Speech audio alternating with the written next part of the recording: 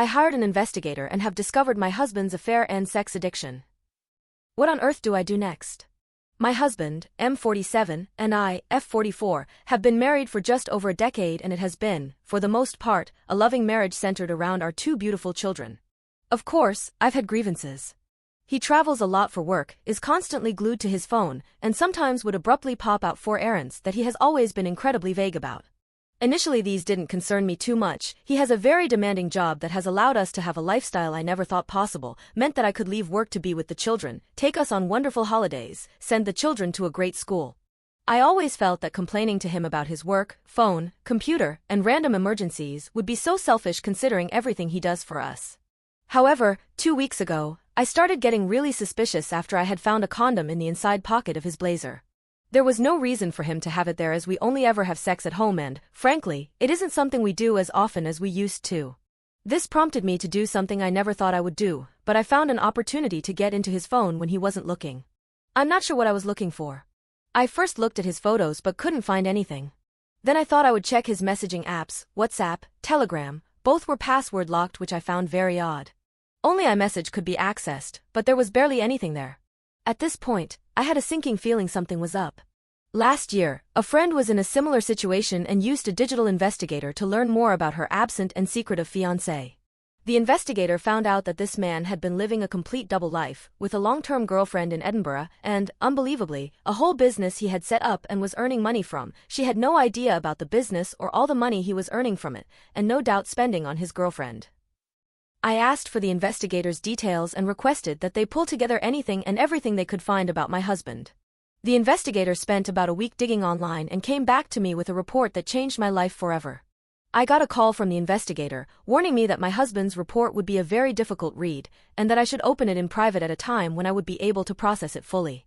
Since I received it, I have barely been able to eat, sleep, properly take care of the kids, or speak to him, and yet he is so absent-minded he doesn't even realize something is wrong.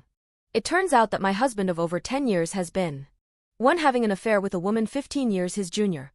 2. Financing this woman's lifestyle and her failed business venture. 3. Attending sex parties with her, where they have sex with other partners. 4. Posting in a revolting online sex forum, including pictures of his genitals, and details his addiction to porn and escorts to his creepy online friends. 5. Based on this posts online, has clearly been spending thousands on escorts as far back as 7 years ago. I have no idea where to go from here. I don't know what to do. I have no idea how to confront him about this, or if I should see a lawyer first. I know the obvious decision is to simply divorce, but our children are 9 and 7, I have loved him since we first met 14 years ago, and I know that I have a place in his heart too, in spite of these actions. If he is truly an addict, then maybe there is a way to get through this if he agrees to treatment?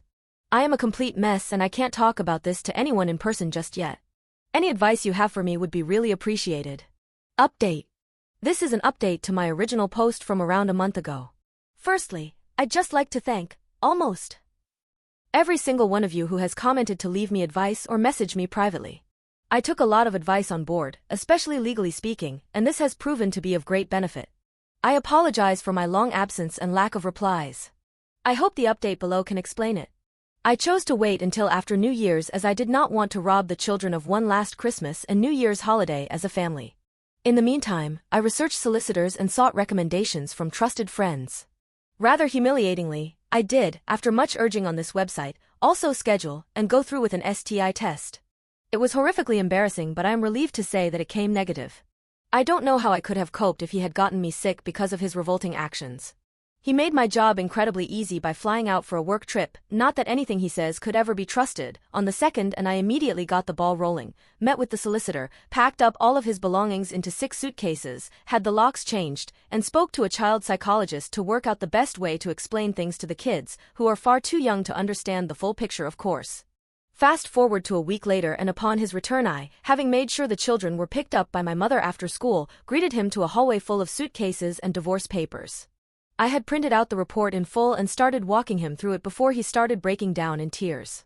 It was a compulsion, he was unbelievably stressed, and that if I left him he would have not choice but to marry the other woman, whereas he would end it immediately if I were to take him back. This last part was truly the nail in the coffin. I don't think he even realized just how manipulative a comment that was to make. After hours of a back and forth and of his groveling, he gave up. He was left at the bottom of the stairs in the entrance to our home with his suitcases, waiting for a cab to take him to God knows where. There is still a lengthy legal process ahead, and unfortunately, it turns out that him being unfaithful etc. doesn't really impact how assets might be divided following the legal battle. However, I'm confident that my solicitor will get the outcome I need to keep the house and live independently.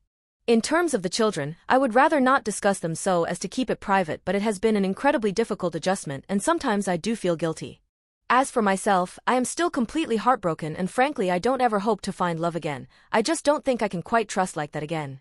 Finally, I'd just like to add that while most comments have been lovely and supportive, I did get a number of comments and private messages blaming me for my soon-to-be ex-husband's behavior, claiming I did not give him sufficient sexual attention and that I shouldn't complain because he provided me with a certain lifestyle. Firstly, these comments are awful and betray a repulsive worldview with regards to sex, intimacy, and marriage. Secondly, our ailing sex life was not my doing and was, at times, an criticism I myself had of our relationship, not the other way around. Thirdly, just because someone provides you with a lifestyle, doesn't entitle them to treat you as if you're nothing, with no respect and no honestly. I would have hoped all would be aware of that.